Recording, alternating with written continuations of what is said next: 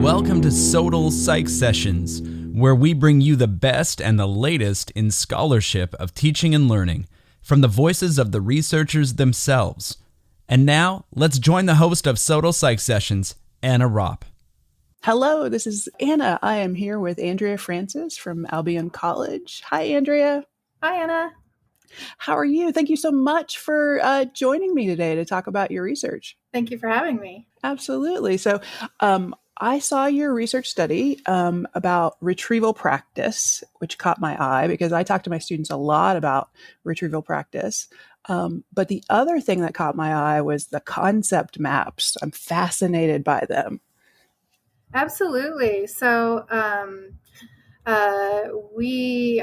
that is the exact same for my co-authors and I. So Dr. Markovit, Dr. Kevin Zabel, who was a student at Albion College at one point and has now gone on to become a professor himself, and Dr. Tom Carr. It actually was something that Tom Carr and I, at a social gathering, started talking about the testing effect and retrieval practice. And we started talking about sort of our experiences with our students, much like you were just talking about. And one of the things that we started to notice was that in a lot of the papers we were reading about sort of this notion that you can practice retrieving information and then you do better on the final exam. One of the things we started to notice was that a lot of the items or the specific things that they were doing in the tests were exactly the same on the quizzes and the final exam. Yeah. And we thought this was a bit strange, especially since, the testing effect has been criticized as teaching to the test, when really that's not what it's supposed to be. Really, the testing effect is this notion that you can practice retrieving the information or something in your mind, and that you can kind of build these paths and new paths to the information. So I noticed you're in Colorado, right? Yes, absolutely. So I'm from Colorado, which I was kind of excited about. And do you hike at all? I do, yes. So I love to hike as well. And the way I often think about it and the way I explain it to my students is this notion that when you go hiking, sometimes you have to build a path to get where you need to go. Mm-hmm.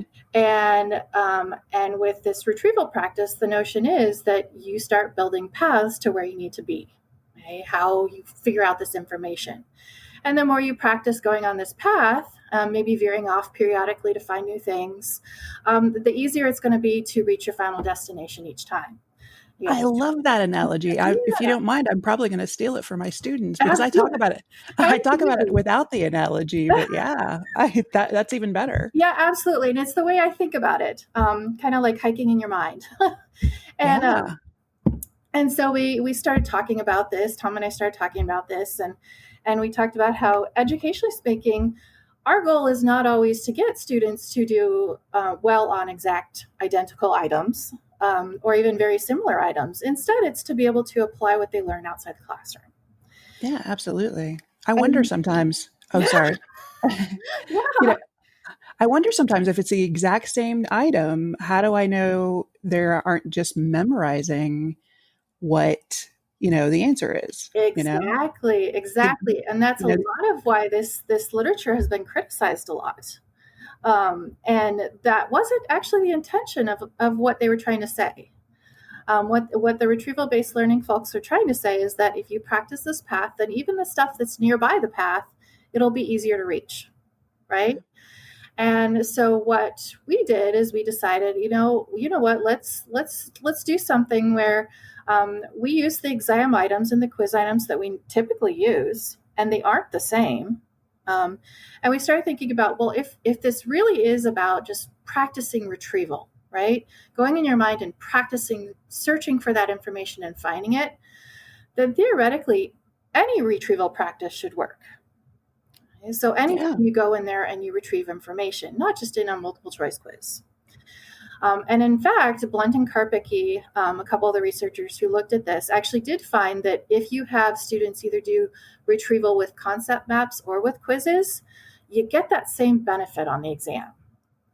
That's amazing. So can you, for listeners who may not know what concept maps are, can you just talk a little bit about what those are? Absolutely. So there are actually lots of different kinds of concept mapping approaches. The one that we used in this study, in these classes, these couple classes that we looked at, what we did is we had first we had students practice together. That's always important. But in the practice session, what we would do is we have a key concept. You could put that key concept anywhere. In this case, it was on paper, but you could theoretically do it digitally. But you put it on the piece of paper. Ideally, I kind of encourage students when I do it to put it in the middle of the paper so they have room to spread all around it. However, some students really like it to be organized to put that concept on the top of the piece of paper, which is fine. And then what you do is from that key concept, so let's just say memory, since we're kind of talking about memory. So this concept of memory in psychology. Sometimes you'd put like a bubble or a square around the concept of memory. Generally, a bubble is nice. And then you draw a line to some subordinate concept. So in this case, in this class, the way it would work is you draw a line to something like long-term memory, maybe something to sensory memory, maybe something to short-term memory. Some of my students actually started adding working memory and connected short-term memory and working memory with a line. And then under long-term memory, maybe you'd add something like a line to another bubble with semantic memory or episodic memory. And the key for this project, in this concept mapping project, what I really wanted them to do was focus on, what are these terms, not just the terms themselves. So what we had them do is actually, we encouraged them to both define it and be able to come up with an example, or at least do one. So for something like if they had episodic memory, maybe they said something like, I remember the first time I stepped onto Albion campus. Or for semantic memory, something like, I don't know, the capital of Colorado is Denver. Yeah. And so that way, what would happen in these concept maps is we'd collect them. And I graded them. We graded them, and they had a specific number of connections they had to have in order to get correct corrections. But what was kind of cool about it is that when they would return these concept maps, it was very easy to see the misconceptions they had. And then you could easily correct those.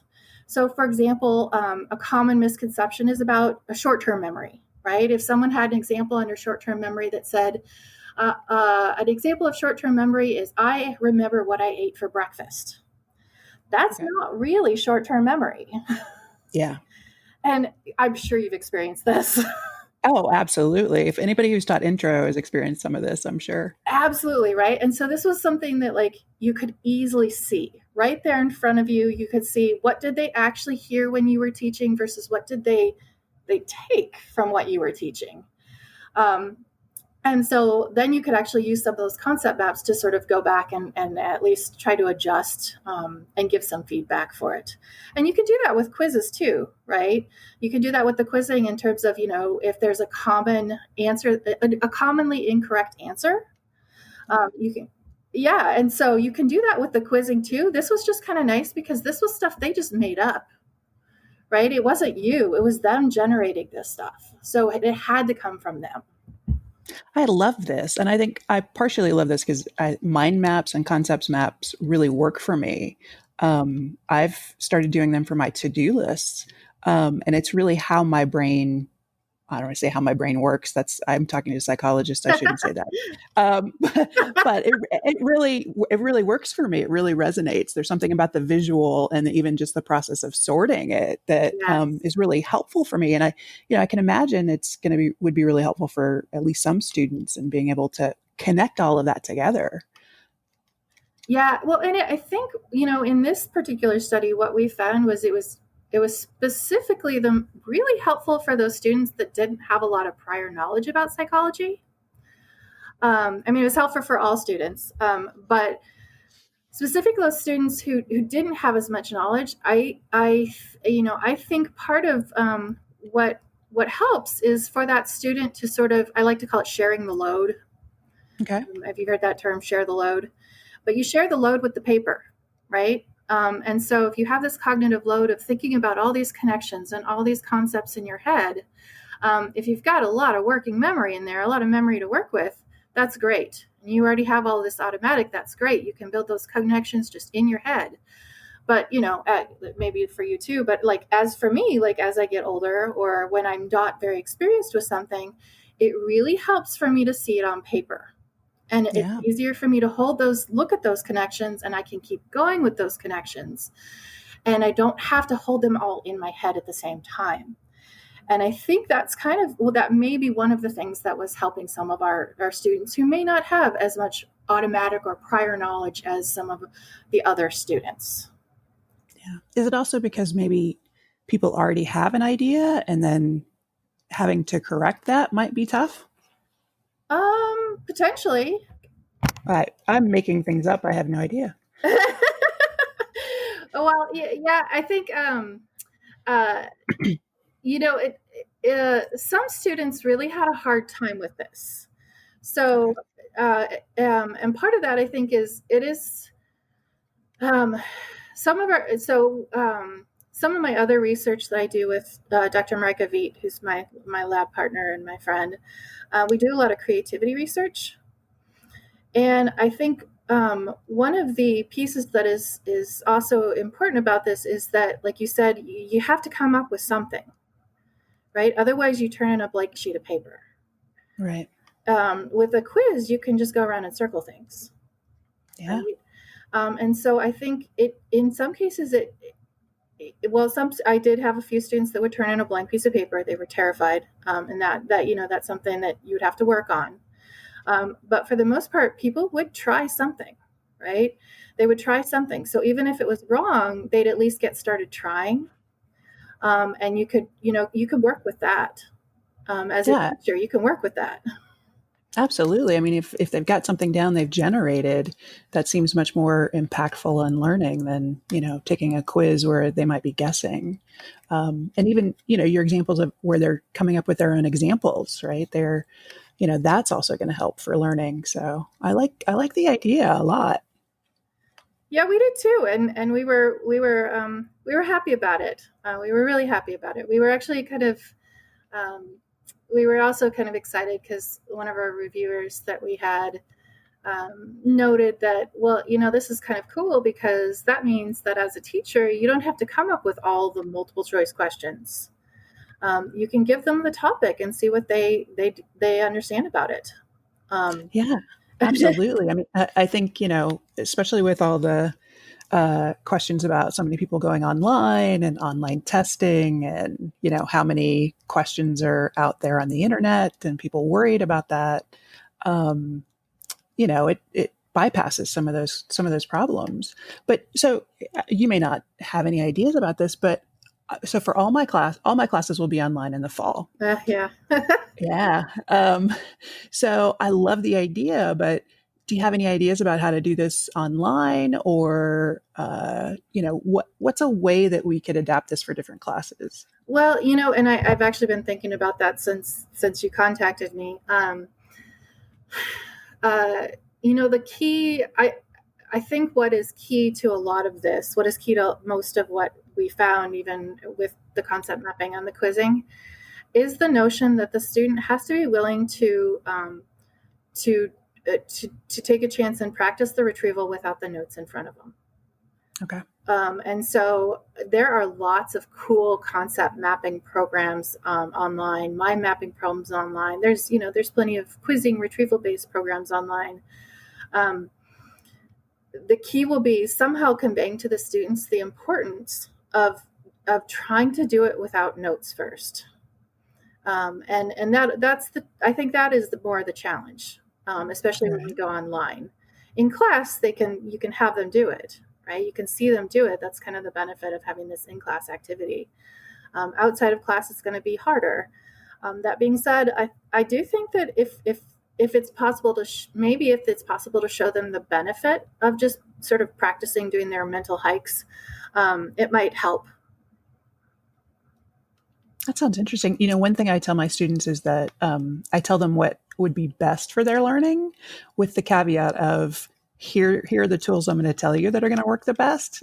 For practical reasons, you might not be using them, but you're going to have a harder time remembering it for the comprehensive final. And if you really want to learn it, here are some tips. So it would fit in with that, at least for my students. Absolutely.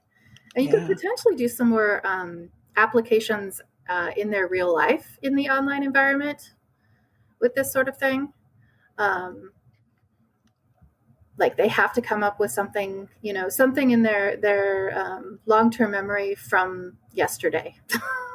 Right. In their concept map. Right. And that would be absolutely personal and generative on their part. And they could create their own cues and mediators, which is that. And in that way, I think you could pull it off. Right. Okay. So I imagine somebody listening to this and saying, okay, but the quiz is automatically graded online, or I have a Scantron, or I have a key, but now I have all of these concept maps. How do I grade them effectively, efficiently? How does that work? Do you have any advice about that? Yeah. So one thing that we did is for each of the 4 concept maps that we had students produce, prior to them producing the concept maps, we produced what we considered would be like an ideal one to get full credit. And then what you can do is you can actually go through, and sometimes they come up with even cooler stuff, right? Which is awesome. But if you have something like memory and they're completely missing episodic memory, or they're completely missing sensory memory, or they get it wrong, that's a point off, or a piece off. And so the grading, it certainly takes more time than a quiz. Absolutely. That's part of the deal. However, I think at the end of the day, it wasn't so much more time that it wasn't worth it to see what they were understanding about the material. Yeah. I mean, that's helpful just right there.